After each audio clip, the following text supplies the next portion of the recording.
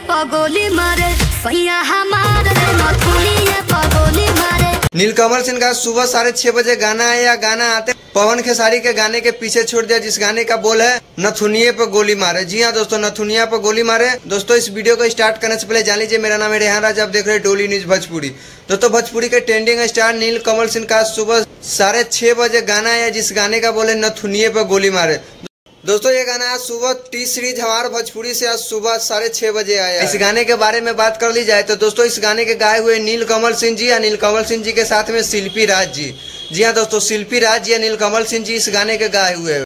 इस गाने के main lead role की बात कर ली जाए तो इस गाने में मेन लीड रोल में नजर आने वाले नीलकमल सिंह जी या नीलकमल सिंह जी के साथ में नीलम गिरी जी। जी हाँ दोस्तों, भोजपुरी के खूबसूरत एक्ट्रेस नीलम गिरी जी इस गाने में नजर आने वाले हैं। दोस्तों यहीं पे इस गाने के म्यूजिक का रिलीज के बारे में बात कर ली जाए तो इस गाने के लिखे आशुतोष तिवारी जी और म्यूजिक की बात कर ली जाए विनय विनायक जी। जी हाँ दोस्तों, विनायक जी इस गाने के म्यूजिक दिए, आशुतोष तिवारी जी इस गाने के लिखे हुए।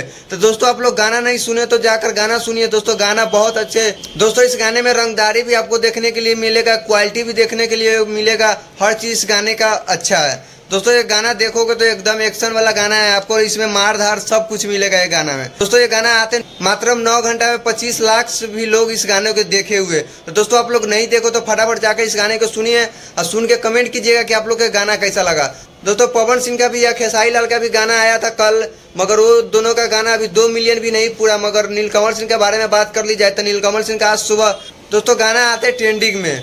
दोस्तों इस गाने का व्यू मालूम है कितना हो गया? 25 लाख से लोगों ने इस गाने को देखा है मात्र 9 घंटा में। तो दोस्तों भोजपुरी के ट्रेंडिंग स्टार कौन है वो आप लोग कमेंट करके बताइएगा। जब भी नीलकमल का कोई भी गाना आता है तो दोस्तों ट्रेंडिंग में गाना रहता है। दोस्तों अभी भी नीलकमल सिंह का 3 गाना अभी ट्रेंडिंग में अभी ट्रेंड कर रहा है। दोस्तों अभी म्यूजिक सेक्शन में अभी 3 गाना ट्रेंड कर रहा है नीलकमल सिंह का। तो दोस्तों आप लोग बता सकते हैं कि भोजपुरी के ट्रेंडिंग स्टार पावर स्टार कौन है? पवन सिंह का खेसारी लाल का कल गाना आया था, उतना अभी तक 2 मिलियन भी नहीं पूरा। मगर नीलकमल सिंह का सुबह गाना आया 9 घंटे में मात्र 25 लाख से लोगों ने इस गाने को देखा है। तो दोस्तों आप लोग कमेंट करके बताइए कि असली ट्रेंडिंग स्टार कौन है। तो आप लोग गाना सुनने के लिए कितने ज्यादा एक्साइटेड है कमेंट करके बताइएगा।